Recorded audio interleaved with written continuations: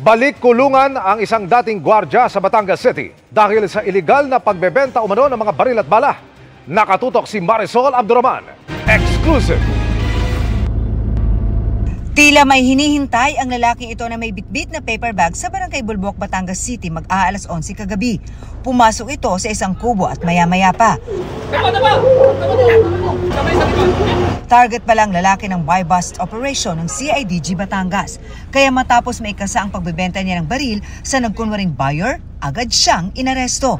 Nakuha sa kanya ang isang 9mm pistol, kalibre 38, magazine at iba't ibang bala. Dala-dala niya naman, malakas nga po talaga ang loob niya at naghintay siya doon sa kanyang katransaksyon.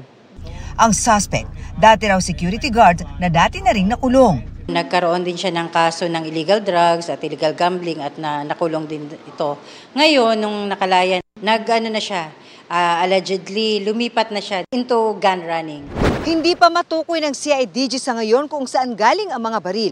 Pero ibinebenta raw ito sa mga masasamang elemento na nag-ooperate sa Batangas at kalapit na probinsya.